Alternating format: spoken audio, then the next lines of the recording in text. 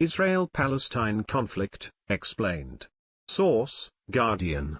By visualgk.com.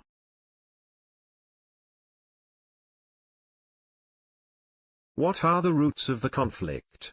The starting point for many is the 1947 UN vote to partition British Mandate Palestine into two states, Jewish and Arab. Neither the Palestinians nor the neighbouring Arab nations accepted the founding of modern Israel.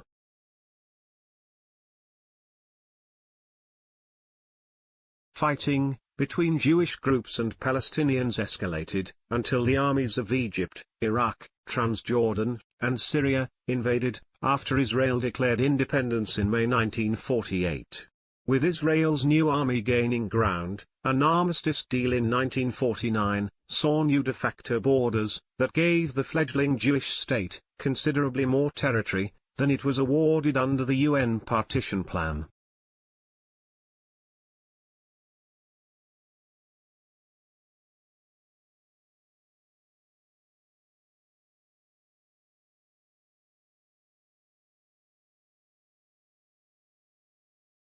What happened to the Palestinians? About 700,000 Palestinians were expelled or fled. About 85% of the Arab population of the territory, captured by Israel, and were never allowed to return.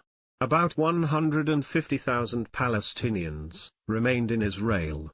Palestinians called the exodus and eradication of much of their society in Israel the Nakba, or catastrophe.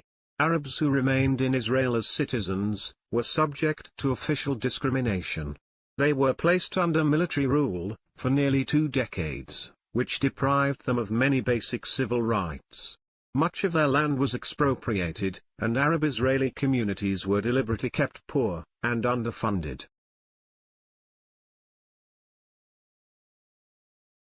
What is the Palestine Liberation Organization?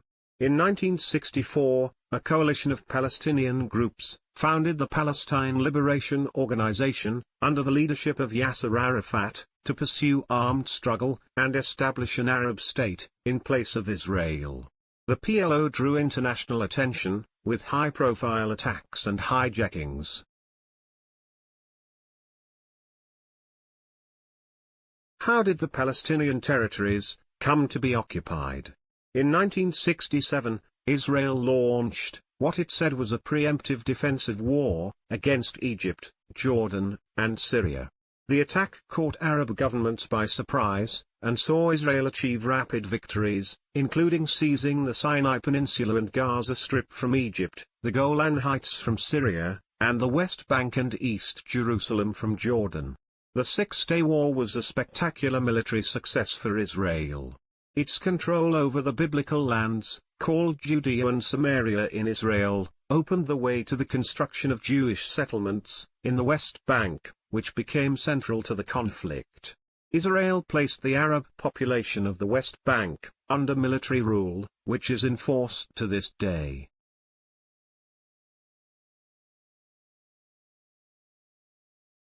When does Hamas enter the picture? The PLO was a generally secular organization, although most of its supporters were Muslim. Islamist groups had previously avoided armed conflict, and were largely dedicated to working for a more religious society. But that position shifted under Sheikh Ahmed Yassin, a charismatic man with quadriplegia, living in Gaza, who helped found several Islamist organizations, including Mujahideen al-Islamiyah. After the outbreak of the First Intifada, in 1987, Yassin used support for Mujahideen al-Islamiyah to form Hamas with other Islamists.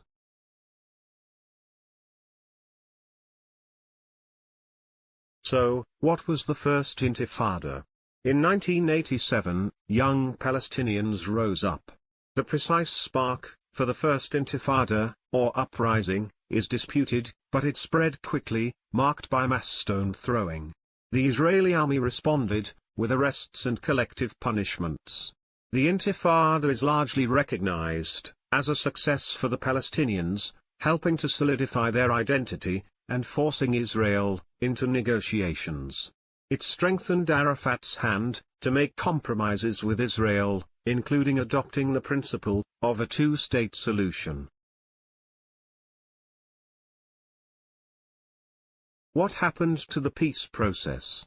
The Oslo peace process started as the First Intifada wound down, in 1993, with secret talks between Israel and the PLO.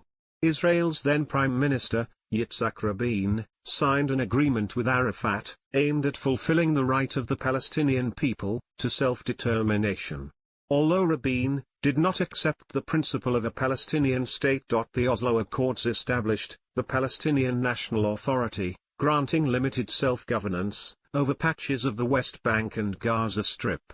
Further negotiations were intended to resolve issues such as the status of Jerusalem and the future of the Israeli settlements.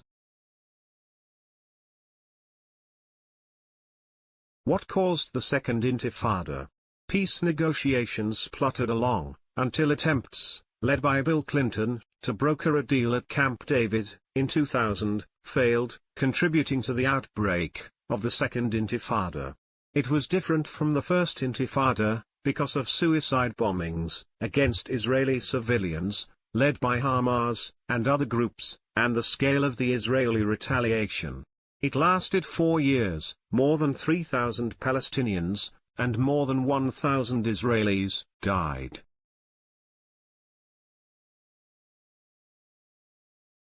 Please like, share and subscribe. visualgk.com